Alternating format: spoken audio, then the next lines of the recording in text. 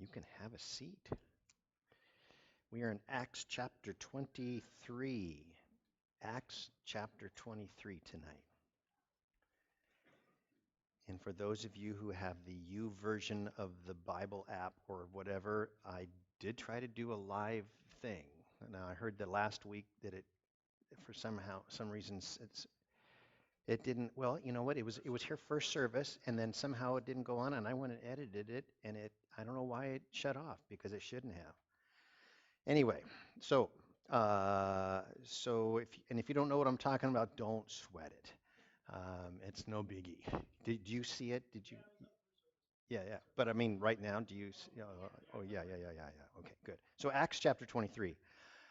Um, just as a reminder of where we've been going through in the book of Acts. On the day of Pentecost, that was Acts chapter 2. The church was born.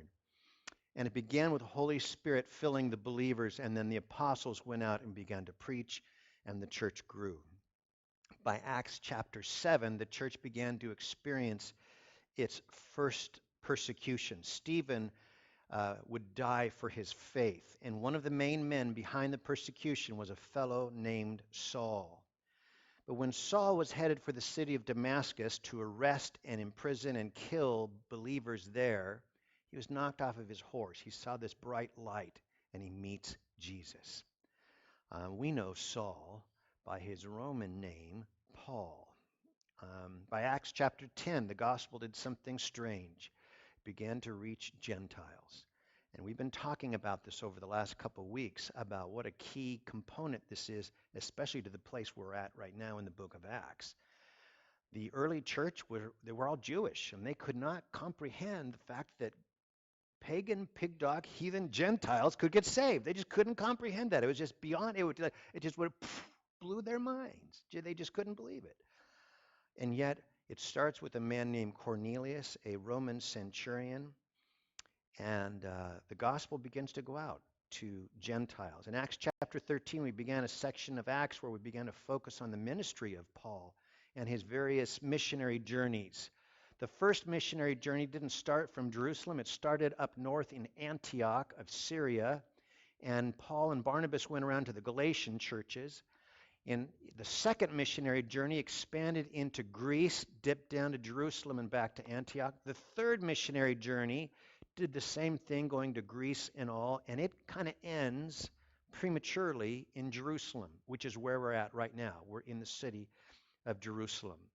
And while Paul was in Jerusalem, he came there to celebrate the Passover. A riot breaks out in the temple. And the Jews try to seize Paul. That is the actual footage, so the actual news footage of the riot. Right there, that's it. I just want to tell you, we got up-to-date stuff. There we go. The Jews try to seize Paul and try to put him to death. And the issue that causes the riot has to do with Gentiles. Some of the Jewish Christians had heard rumors that Paul was telling people out in the Greek worlds that the Jews no longer had to follow the law of Moses. And you know what? That wasn't true. Paul writes in Corinthians, he says, if you were circumcised when you were called, then stay circumcised. If you were uncircumcised, stay uncircumcised. He doesn't tell the Jews to not become Jews. Some of the unbelieving Jews thought that Paul had brought a dirty pagan, pig dog, heathen Gentile named Trophimus into the temple, which he had not done. Well, this riot breaks out, and the Romans step in. That's the Romans. They step in to take Paul away from the crowd. But first, Paul is allowed to speak to the crowd. He speaks in Hebrew, a language. This was Acts 22. This was a language, and this is a language that the Romans didn't understand. They would just heard him talking. And Paul tells the crowd about how he came to follow Jesus, until he gets to this part where he explains how Jesus has sent him to preach to the Gentiles. And then the riot breaks out again. The crowd goes crazy. The Romans take Paul and bring him into the Antonia fortress, and they are about to beat him to tell him what made the crowd so angry. And Paul informs them that he is a Roman citizen and he does have rights. Is it legal for you to be binding and beating a Roman citizen? And of course, the commander, the centurions, kind of gulp hard and they go, You're a what? You're a Roman? Because of course that's against the law. The Romans realize they can't legally beat Paul, but they can't let him go either, or else the crowd is going to revolt. So the Romans call for the Jewish leaders, the Sanhedrin, to come the next morning and tell them why Paul should be arrested. And that's where we are in chapter 23. Verse 1. Paul before the Sanhedrin. Then Paul, looking earnestly at the council, said, Men and brethren, I have lived in all good conscience before God until this day. And the high priest Ananias commanded those who stood by him to strike him on the mouth. Now, this is interesting. Ananias, this is not the same fellow. There was a fellow named Annas who was a high priest that Jesus stood on trial before. We just read that today in John chapter 18.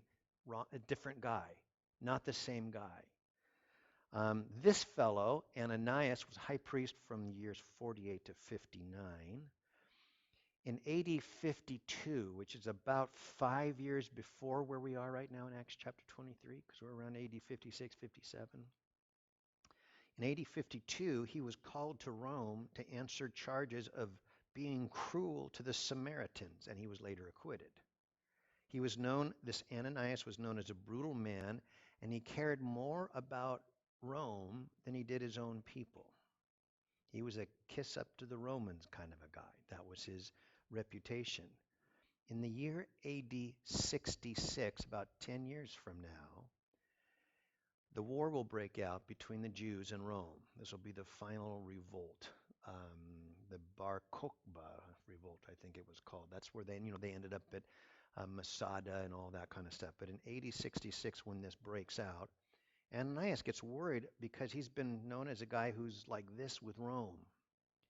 And so he hides, and the Jewish guerrillas hunt him down. He was found hiding in an aqueduct of Herod's palace, and they hunt him down and they kill him. So that's this fellow. He's a kiss up to the Romans guy. Verse 3. So he commands them to strike Paul in the mouth. Then Paul said to him, God will strike you, you whitewashed wall. For you sit to judge me according to the law, and do you command me to be struck contrary to the law? He calls him a whitewashed wall. He's saying you're a hypocrite. You're pretty on the outside, you're ugly on the inside. Verse 4. And those who stood by said, Do you revile God's high priest? Then Paul said, I did not know, brethren, that he was the high priest, for it is written, You shall not speak evil of a ruler of your people. Now, some people have suggested that because Paul had a reputation of having bad eyesight, some people say, well, maybe he just couldn't see well. It could be that because the high priest changed from time to time, that maybe he just didn't know who the high priest was that year. That's possible. Could be that he's being a little sarcastic. You're a high priest? You got to be kidding me. Who knows? But he quotes from Exodus 22, which says, You shall not revile God nor curse a ruler of your people. And you got to pay attention, gang, because Paul is apologizing. He's saying, oh, wow, I didn't realize I did that. Some people might say that Paul isn't doing anything wrong here, but Paul thought he did, and he's apologizing. And I like this lesson. Nobody's perfect. A carpet layer had just finished installing carpet for a lady. He stepped out for a smoke, only to realize he'd lost his cigarettes. In the middle of the room, under the carpet, was a bump. No sense pulling up the entire floor for one pack of smokes, he said to himself. So he went out, got a hammer, and flattened the lump. As he's cleaning up, the lady came in and she said, Here, and she hands him his pack of cigarettes. I found them in the hallway. Now, she said, if only I could find my parakeet.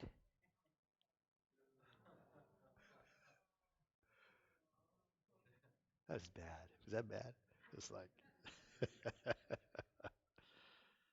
nobody's perfect. If you were reading through the Bible with us, Today, in John 18, I don't know if you recall, Jesus had a similar situation when he stood on trial before the other Annas, and he was questioned by him. In John 18, it says, and when he had said these things, one of the officers who stood by struck Jesus with the palm of his hand, saying, "Do you answer the high priest like that?" And Jesus answered him, "If I have spoken evil, bear witness of the evil. But if well, why do you strike me?" Now, Jesus handles it a little bit differently. He doesn't mock the high priest. He simply was pointing out the truth, if you go back to the context. But then again, Jesus is Jesus. So Jesus doesn't make mistakes. He handles the situation, same situation, very similar, but he handles it a little differently. Paul, on the other hand, blows it. And I don't know about you, but I get a little comfort from that. Paul has been a believer for 20 some years. And you know what? He still screws up every once in a while. The Christian life, my friends, is a life of growing.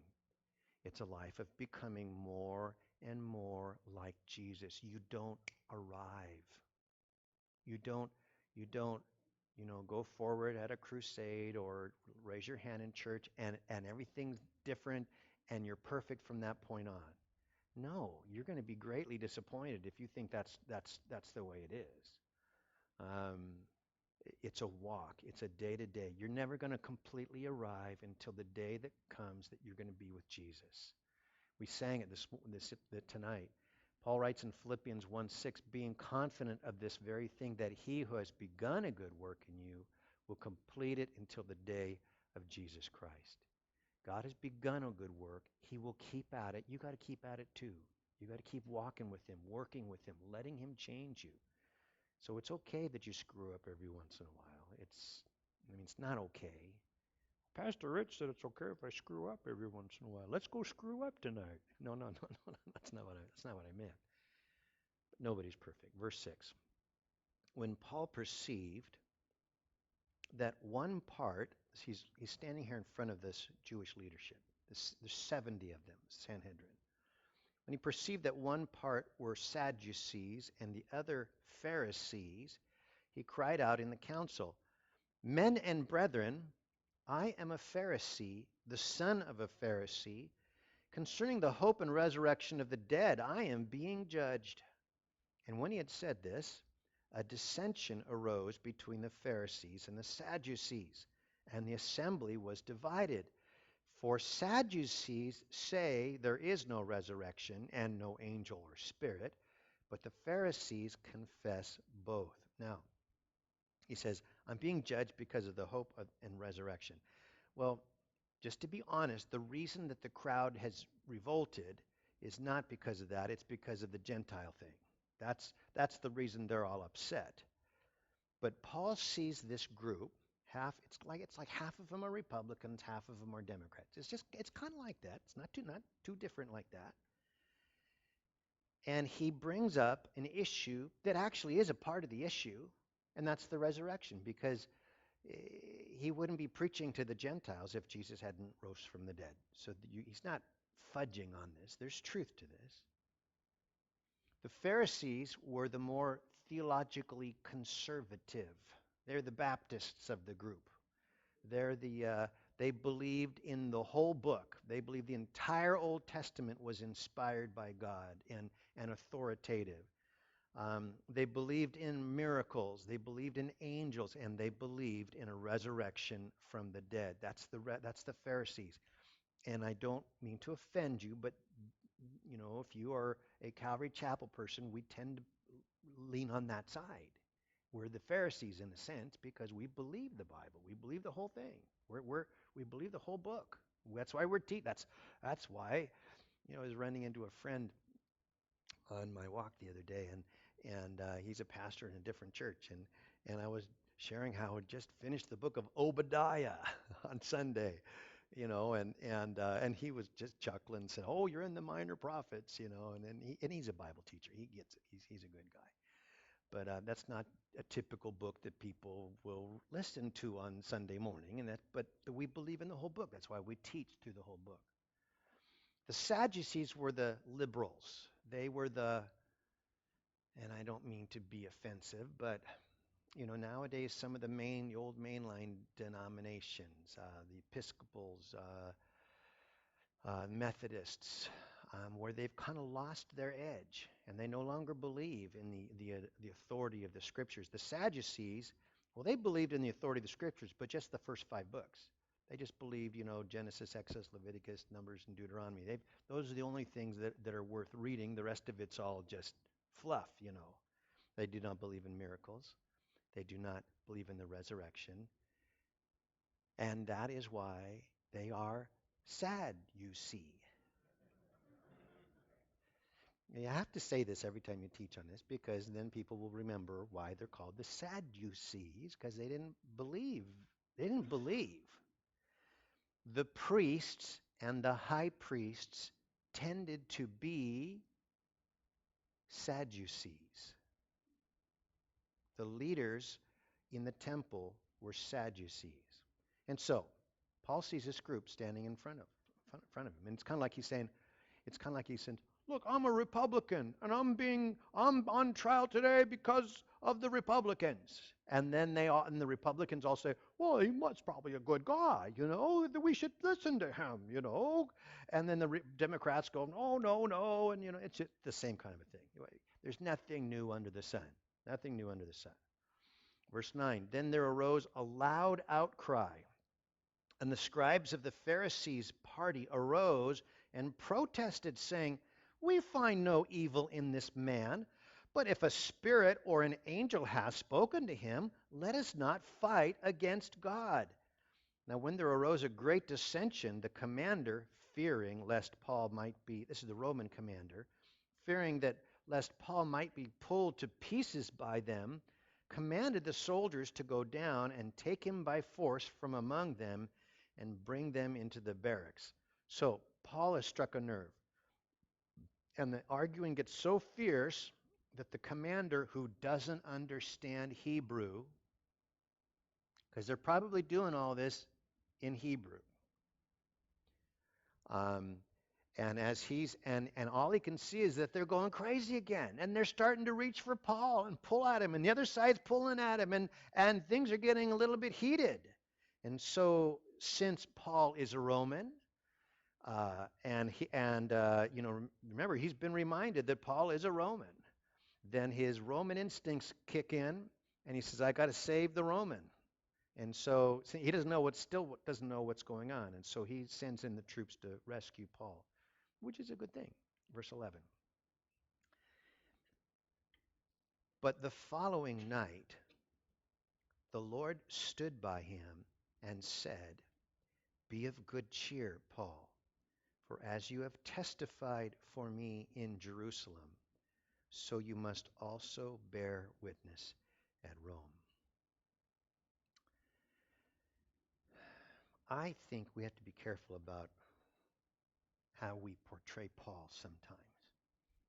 Because sometimes I get the idea that, I get the idea from some people that Paul was this rough, tough, in-your-face kind of a guy, afraid of nothing.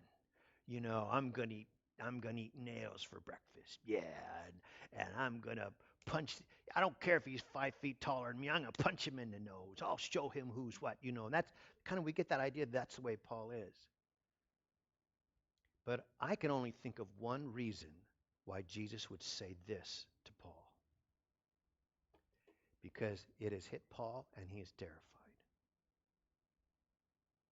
Jesus says, hey, buck up, kid. Come on, be of good cheer. You're going to be okay. You're going to be okay. And there's a lesson here. I want to follow me through this. You are not alone.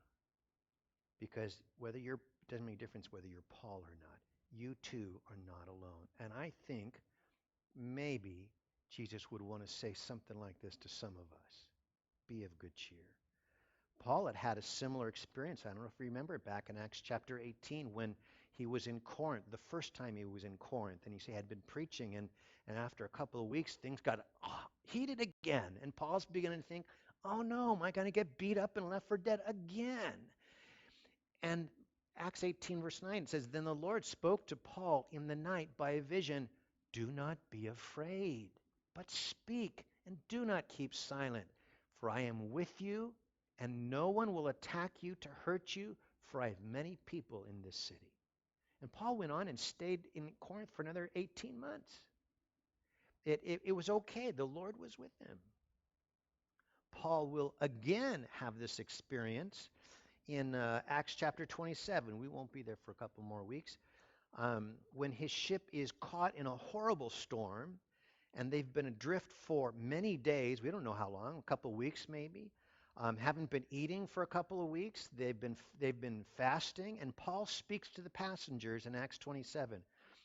He says to them, "For there stood by me this night an angel of the God to whom I belong and whom I serve, saying, 'Do not be afraid, Paul. You must be brought before Caesar. And indeed, God has granted you all those who sail with you.'" In other words, the idea is that Paul had been praying for everybody on board. And God says, "You know what? I'm going to give all of their lives to you. You're not going to lose a single one." But why does God say, "Don't be afraid"? Because he was afraid. I'd be terrified. You ought to have been terrified. In fact, most of us wouldn't have even got on the boat in the first place. Of course, not that Paul had any choice in the matter. We'll see that when we get there.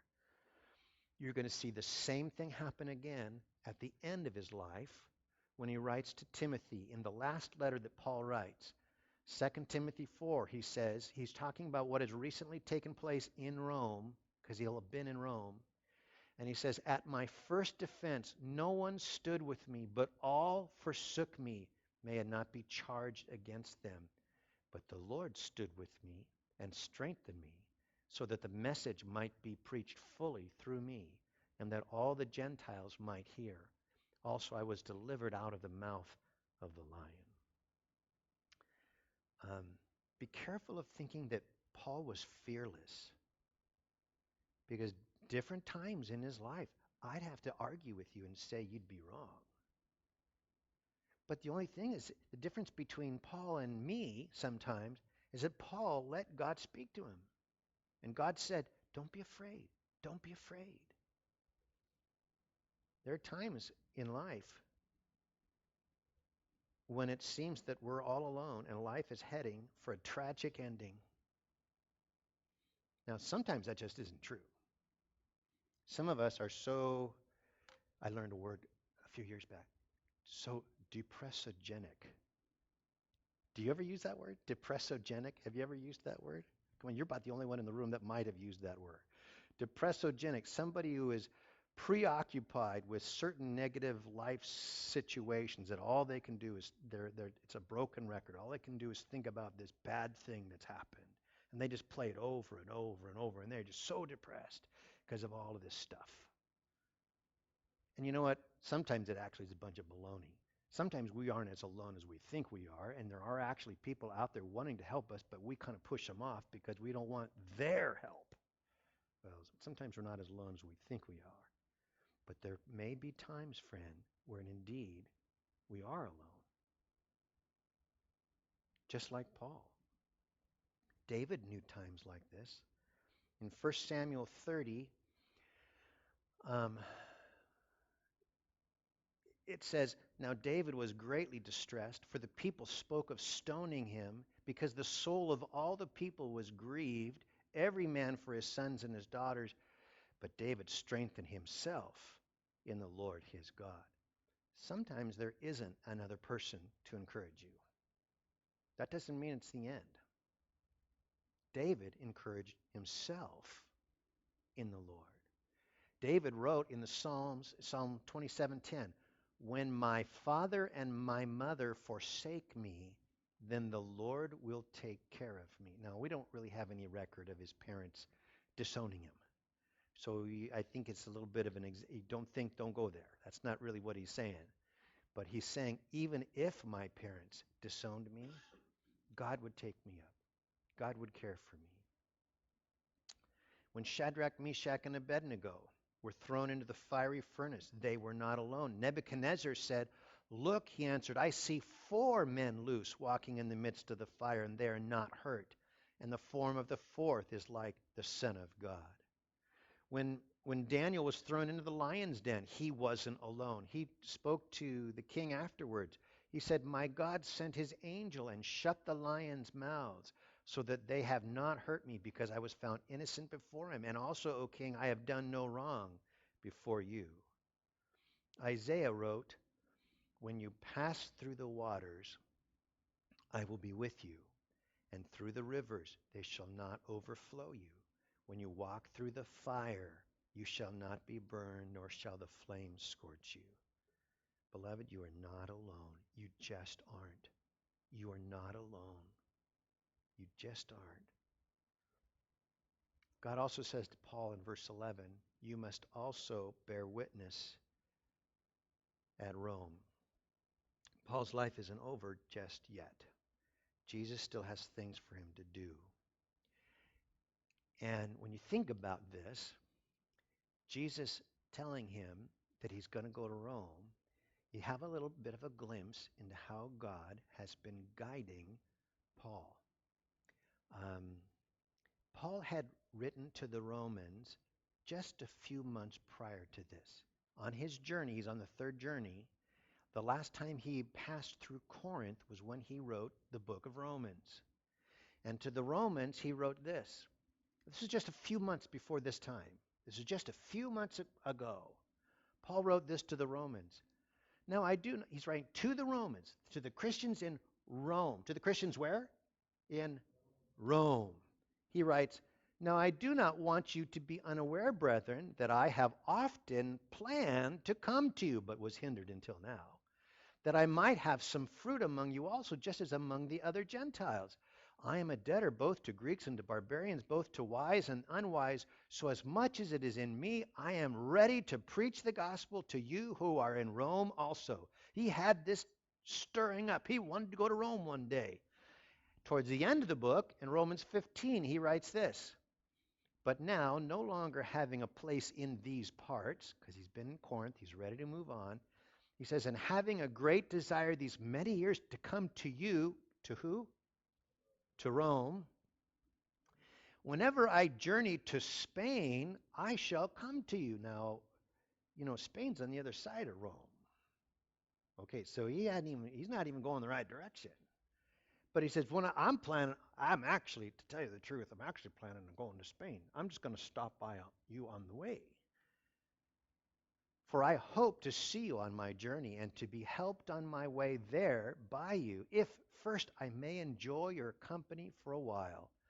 But now I am going to Jerusalem to minister to the saints," which is where he's at now. "For it pleased those in Macedonia and Achaia," that's southern Greece, "to make a certain contribution for the poor among the saints who are in Jerusalem. It pleased them indeed, and they are their debtors. For if the Gentiles have been partakers of their spiritual things, their duty is also to minister to them in the material things." In other words, while he's been on this last trip, people have been taking collections and saying, "Take this to Jerusalem. Help." We heard that the people in Jerusalem are struggling. So when Paul showed up in Jerusalem, he had a couple of bags of stuff for them. "Therefore, when I have performed this," gone to Jerusalem, "and have sealed to them this fruit, I shall go by way of you to Spain." I'm on my way to Spain.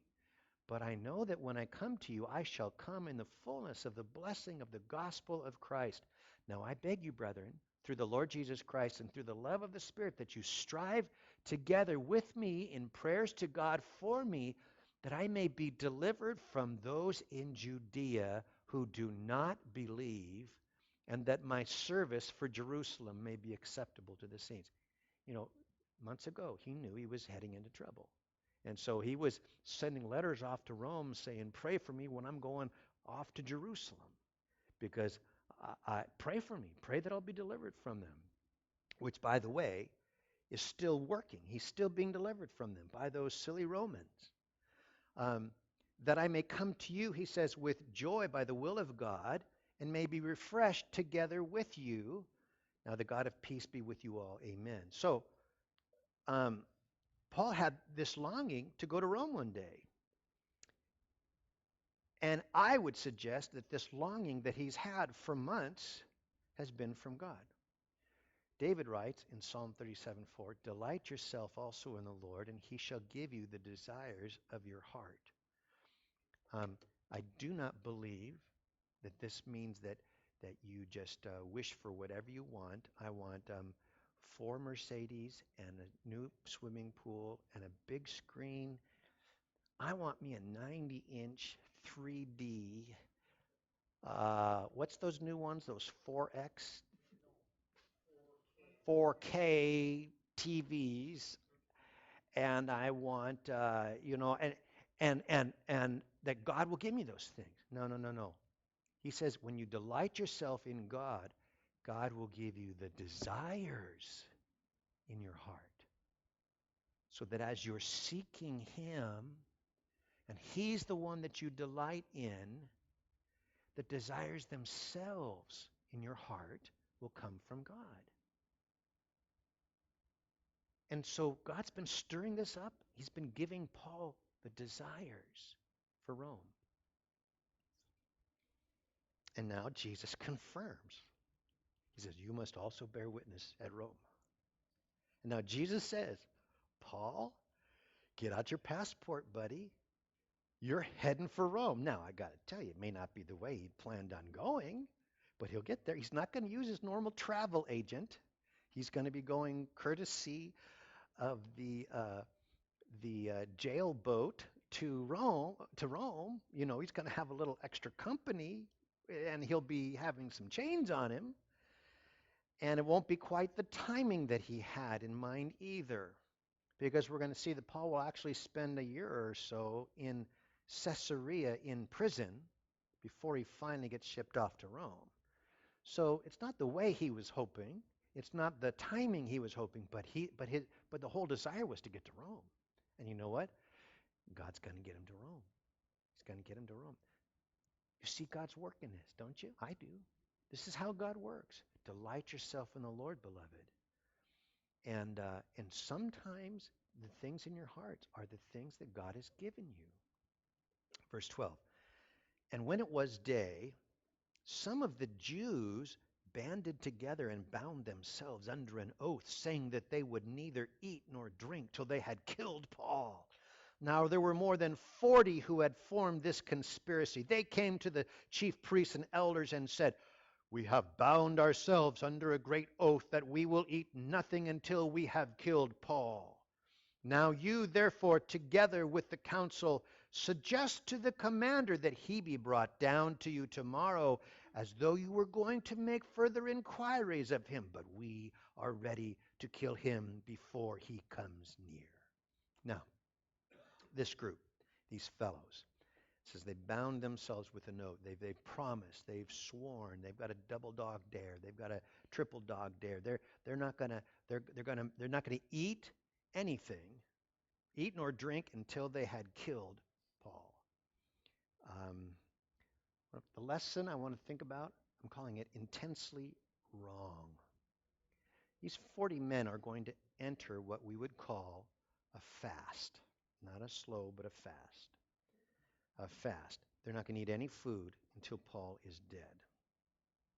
Now, fasting is something people do when they get serious with God about something. That often is one of the driving things behind fasting, is that people want to go deeper. They want to go serious with God.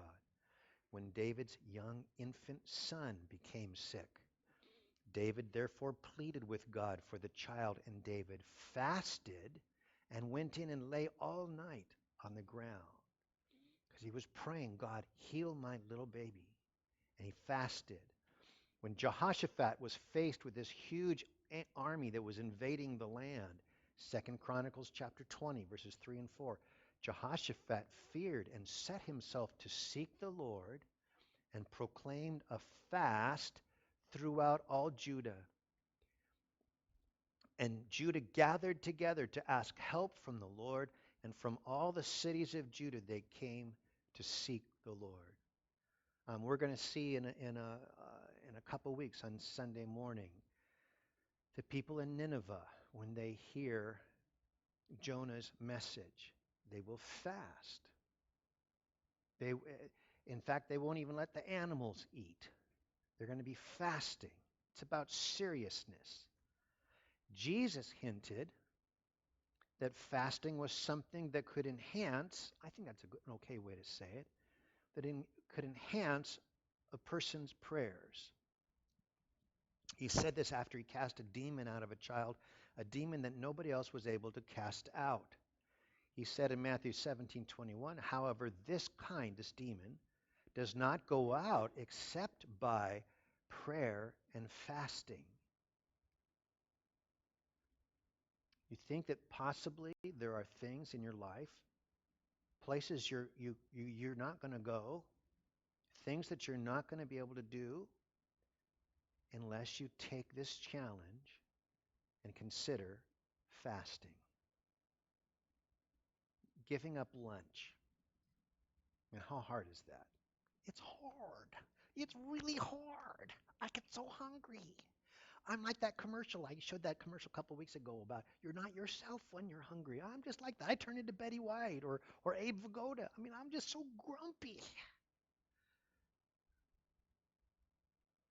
I think the power behind fasting is that we have to learn how to deny our flesh, our appetites, and to look to God over my flesh screaming to me. I think that's something tied to why fasting can be a powerful thing. Yet sometimes, friends, and this is one of them, sometimes the concept of fasting is abused or misused. When Saul was chasing the Philistines, this is King Saul, not our friend Paul Saul, but when he was chasing the Philistines, it said Saul had placed the people under oath, saying, cursed is the man who eats any food until evening before I have taken vengeance on my enemies. So none of the people tasted food. It was this great battle that was taking place, and he made everybody raise their right hand and swear that they wouldn't eat anything until Saul was completely avenged of his enemies, till every last Philistine was dead. Well, that was actually a stupid thing. Saul's son, Jonathan, when he found out about it, he said, my father has troubled the land. Because by the end of the day, everybody was like, I just want a hamburger. Somebody give me a hamburger. I'm just dying here, And the Philistines are going, they kind of stop for their lunch break. And then they're off and running a little bit further. And so Jonathan's going, what an idiot. Saul's fast looked religious, but it made his warriors too weak to fight. When Jezebel plotted to steal Naboth's vineyard, 1 Kings 21, it says she wrote in the letters saying, proclaim a fast and seat Naboth with high honor among the people, and seat 2 men, scoundrels, before him to bear witness against him, saying, you have blasphemed God and the king. Then take him out and stone him that he may die. That he may die. Making the people fast while they pull this shenanigans off makes it sound like God's behind what was going to happen. She's abusing the fast. And here in the book of Acts, these men have taken an oath not to eat until they have killed Paul. I think they think that they're doing God's will. Jesus said, they will put you out in the synagogue, just the time coming that whoever kills you will think that he offers God a service. I think that's probably the idea of these 40 guys.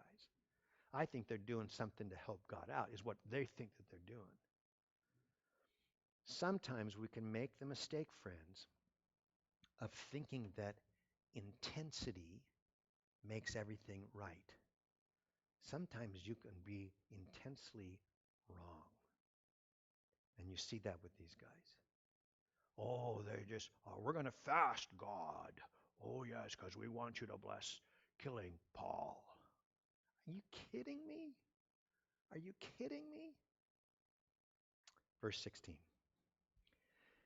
So when Paul's sister's son, that's his nephew, heard of their ambush, he went and entered the barracks and told Paul. So here we find out some interesting things about Paul. We find out he's got a sister, and she's got a little boy, a nephew. Then Paul called one of the centurions to him and said, "Take this young man to the commander, for he has something to tell him." So Paul hears the story. So he took him and brought him to the commander and said, "Paul the prisoner called me to him and asked me to bring this young man to you. He has something to say to you." Then the commander took him by the hand, went aside, and asked privately, "What is it that you have to tell me?" I just find this big Roman commander. I kind of think that it must be a young kid, don't you? Paul's nephew, because he takes him by the hand. Come on, come on, you come over here in the corner and you talk to me, and I'll be okay. I just get a hoot about this. I wonder how old the kid is. Verse 20, and he said, the nephew says, "The Jews have agreed to ask that you bring Paul down to the council tomorrow, as though they were going to inquire more fully about him." Because remember, they never got finished answering all the questions. Just this riot broke out. "But do not yield to them, for more than 40 of them lie in wait for him, men who have bound themselves by an oath that they will neither eat nor drink till they have killed him. And now they are ready, waiting for the promise from you." So the commander let the young man depart and commanded him, "Tell no one that you have revealed these things to me," because they just want word to get out that he knows what they're planning on doing. Verse 23. And he called for 2 centurions, saying, "Prepare 200 soldiers, 70 horsemen, and 200 spearmen to go to Caesarea at the 3rd hour of the night, and provide mounts to set Paul on and bring him safely to Felix the governor." Now, 200 soldiers plus. Um, there's going to be quite an armed escort going with Paul. Um, 40 Jewish commandos are probably not going to lightly take on 400 soldiers, because 200 soldiers, 200 spearmen, and 70 cavalry. And to go at the 3rd hour of the night, that's 9 o'clock in the evening. Provide mounts to set Paul on, so Paul's going to get a horse to ride himself. Verse 25, he wrote a letter in the following manner. So he's going to send a letter along with Paul so that when the governor gets this guy showing up, he knows what this is all about. And here's the letter, verse 26. "Claudius Lysias," that's the name of the commander, "to the most excellent governor, Felix, greetings." Now, Governor Felix, this is not Felix the cat. I just want to make sure you don't get that idea. Don't think it's Felix the cat. Don't even look up there and think it's Felix the cat. No. This Felix the governor, there we have his picture. There we go. That's Felix the governor. He was the Roman governor, the Roman procurator of Judea from AD 52 to 58. And his headquarters were in Caesarea. That is generally where the Roman governors, this is where Pilate would normally hang out, because the Romans weren't very welcome in the Jewish religious capital of Jerusalem. They would show up a couple times a year, especially like the Passover when the crowds were big and they wanted to keep control. But they generally stayed out of the way, and they generally stayed in the secular capital of the land, which was Caesarea. I came across Caesarea was a pretty good sized city in those days. Their population ran around 40,000 people in Caesarea in these years. Verse 27, "This man was seized by the Jews." This is the letter, remember. "This man was seized by the Jews and was about to be killed by them. Coming with the troops, I rescued them, having learned that he was a Roman." Do you remember the story? He's stretching the truth just a little bit, because he did rescue Paul from the rioting, because this riot was breaking out. And remember, the Antonia fortress overlooked the temple. And so that the Romans, without actually going into the temple, they could watch what was going on. And this riot is breaking out in the temple, and the Romans know they're going to have trouble on their hands. And so they send the troops down, and there's this guy in the middle of it, and they pull him out. Well, they don't know who Paul is. In fact, they think he's an Egyptian initially. And it's not till, and it's not, and so they take Paul, they bind him with thongs, and they put handcuffs on him, and they're about to start whipping him when Paul says, "You know I'm a Roman, don't you?" You know, so so you see what Claudius Lysias is doing. He's kind of stretching it a little bit because he doesn't want to tell his boss that he actually arrested and was about to beat a Roman because that get him in big Roman trouble. Um, so it's better if the Roman governor thinks that he's just rescuing a Roman. That's what the idea is. Verse 28. And when I wanted to know the reason they accused him, I brought him before their council. That's what we just read. I found out that he was accused concerning questions of their law, but had nothing charged against him deserving of death or chains. And when it was told me that the Jews lay in wait for the man, I sent him immediately to you, also commanded his accusers to state before you the charges against him. Farewell. Now, he said in verse 29 that he didn't see there was anything deserving of chains, of death or in chains. Now, the commander could have simply set him free. I think that's what he's saying here. But there's still these accusations from the council, and he doesn't want to offend the Jewish leaders because that could end up causing more trouble. And so what is he doing? He's kicking the trouble upstairs, and he's going to make his boss deal with it. Verse 31. Then the soldiers, as they were commanded, took Paul and brought him by night to Antipatris. Antipatris is a military outpost about halfway between Jerusalem and Caesarea. So they're going to take him down the hill from Jerusalem. It's about 40 miles till you get to Antipatris. They're doing that at night, 40 miles, and then from Antipatris the next day, it's going to be just the horses are going to be going on to Caesarea. So they're going to travel along the coastal plain. That's another 30 miles until you get to Caesarea, which is this Roman secular capital of Palestine. So there's the whole path that they're going to be traveling. Verse 32. The next day, they left the horsemen to go on with him and return to the barracks. So the first half of the trip, everybody goes. They send all the foot soldiers back after Antipatris. When they came to Caesarea and had delivered the letter to the governor, they also presented Paul to him. Now, we never hear about the hungry guys. The guys that swore will never eat or drink anything until Paul is dead. We never hear what happened to that. I wonder how that went. How's that going for you guys? You know, because they either starved to death or they decided, well, oh, I think God's saying it's okay. All right, it's funny how we get ourselves out of these things. Verse 34. When the governor had read it, when he reads this letter, he asked what province he was from.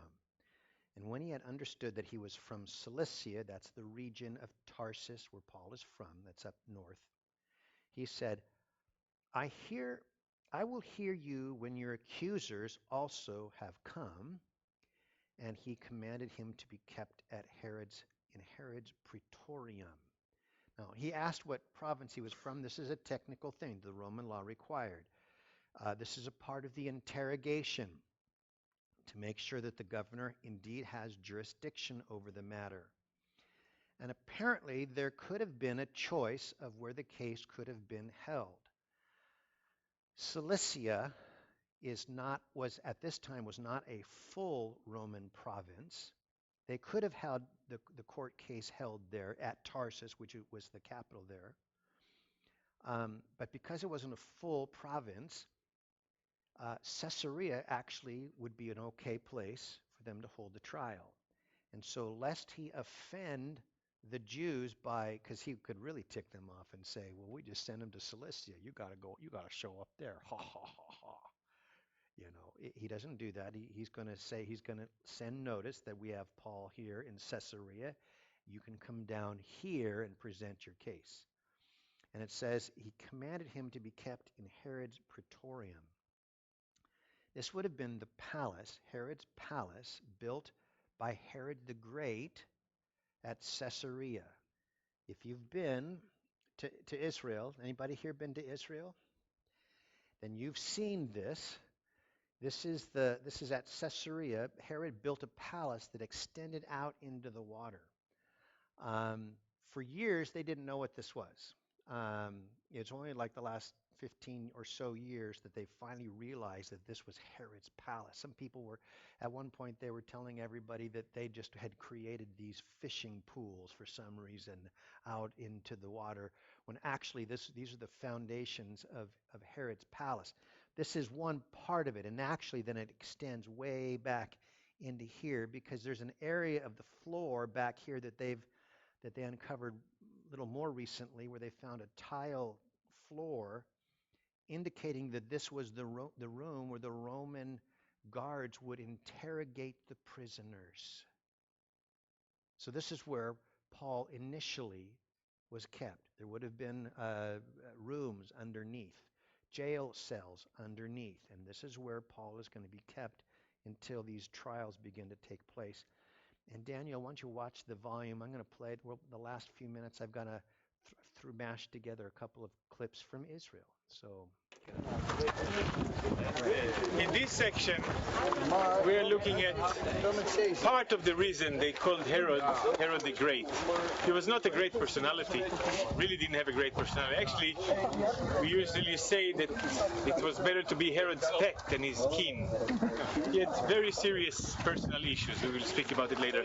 But he has a tremendous gift for building and architecture, or leading builders and architects in engineering. That was unknown to men from his days until today. We'll see some of those things as we go on this tour.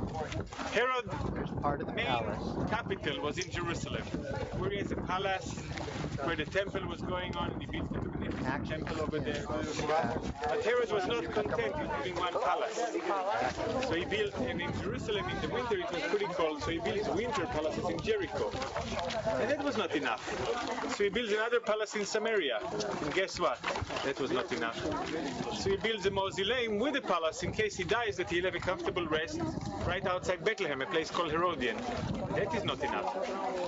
By the sea, he built this port city. And right there he says, I'm going to build myself a very nice palace. Maybe it's my best all around. But here over here, to get back to ancient times, we can see where the person is out there fishing right on the edge, or I don't know, just standing there, but anyhow, he's standing on the edge of a rock-cut pool that before they did the excavations that we're going to talk about, scholars thought that they were fish ponds in the water. They went into this whole explanation of why they would have fish ponds in the water of the Mediterranean, which I guess we could understand, from the Byzantine times. Little did they know, and they only found out what it was when they excavated what had previously been a parking lot that covered all this area. Some of you even remember coming here in earlier days when that was what was there. And it's really great to see the picture here. Okay, so that you can see, here's the area of the rock-cut pool. Hopefully that the advantage of being just 30, that mostly everybody can see where I'm pointing.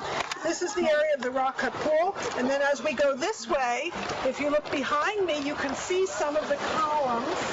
The columns are all reconstructed. The only thing that was left was the bases of the columns, so we knew where they were. You can see the inner columns, and then continuing and going all the way over to this side, this was the palace of Herod. First, it was the palace of Herod the Great, and then of King Agrippa. It's the Agrippa before whom Paul appeared. In this palace, the thing that I wanted to talk to you about here is that this is, without a doubt, somewhere in this part of the palace, I'll tell you how we know that in just a minute, is where Paul was questioned when he was brought to Caesarea. Then he ordered that Paul be kept under guard in Herod's palace. So we always knew it was somewhere at Caesarea, but nobody knew where. And this is one of the many places that the Bible comes alive because we know exactly now where it was. It was down in this area of the palace, which was kind of like the West Wing, the administrative area, right? I have that right, don't I? The administrative area of the palace was there. And we know that because they found a mosaic with an inscription on it mentioning the unit of the Roman army that was in charge of interrogations. And we're going to walk right by there. It's near where that group is standing. Eventually we're going to walk right by there, and I'm going to show you the drawing and the description of that mosaic. So obviously that was there because that's where that unit was operating. So we bring that all together to say we are walking here in the footsteps of Paul. That's cool. I just love this stuff. I loved going to Israel because it's neat to see where it all happens. And the more they dig, the more they find, yeah, it's real stuff.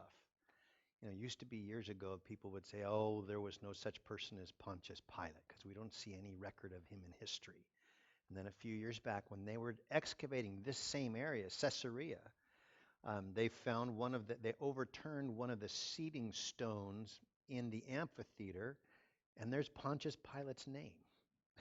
It just cracks me up. They call it the Pilate Stone. Fascinating stuff. Anyway, that's it. We're done. I'm done early tonight. So let's stand and pray.